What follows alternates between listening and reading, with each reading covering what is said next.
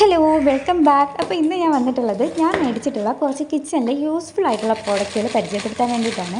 ഫസ്റ്റായിട്ട് ഒരു സിങ്ക് ബാസ്ക്കറ്റാണ് ഞാൻ മേടിച്ചിട്ടുള്ളത്. ഇത് ഞാൻ ഫ്ലിപ്കാർട്ടിൽ നിന്നാണ് മേടിച്ചിട്ടുള്ളത്. അപ്പോൾ അന്ന് റേറ്റിംഗ് വന്നിട്ട് ഒരു 113 രൂപയെങ്ങാണ്ട് ആയിരുന്നു ഇതിൻ്റെ റേറ്റ് വന്നിട്ട്. അതുപോലെ തന്നെ 4 സ്റ്റാർ റേറ്റിംഗും കാര്യങ്ങളൊക്കെ ഉണ്ടായിരുന്നു. കുറേ നല്ല റിവ്യൂസും കാര്യങ്ങളൊക്കെ ഉണ്ടായിരുന്നു.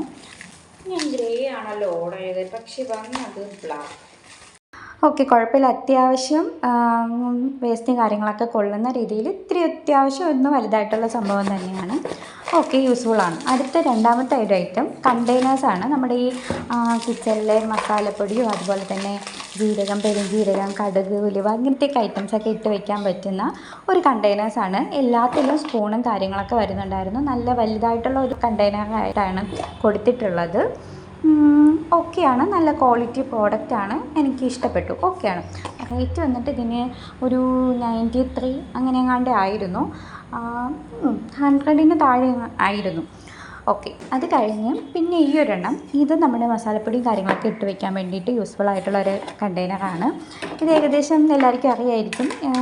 ഞാൻ ഇപ്പോഴാണ് മേടിക്കുന്നതേ ഉള്ളൂ. ഇതും ഓക്കെ, എനിക്ക് നല്ല ഇഷ്ടപ്പെട്ടു.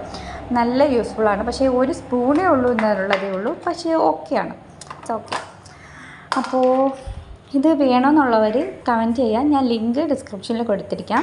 അപ്പോൾ ഞാൻ അതൊക്കെ കൊണ്ടുവന്നതിന് ശേഷം എൻ്റെ മസാലയും കാര്യങ്ങളൊക്കെ അതിലോട്ടൊന്ന് ഫില്ല് ചെയ്ത് വെച്ചു കേട്ടോ. മഞ്ഞൾപ്പൊടി, മുളക് പൊടി അതൊക്കെ കൊണ്ട്, പിന്നെ ജീരകം, ഉലുവ, പെരുംജീരകം അതൊക്കെ ഞാൻ ഈ കണ്ടെയ്നറിലിട്ട് വെച്ചു. പിന്നെ കുരുമുളകും കാര്യങ്ങളൊക്കെ ഉണ്ടായിരുന്നു, അതെല്ലാം ഞാൻ അതിലേക്ക് പൊടിച്ച് ചേർത്തിട്ടുണ്ട്.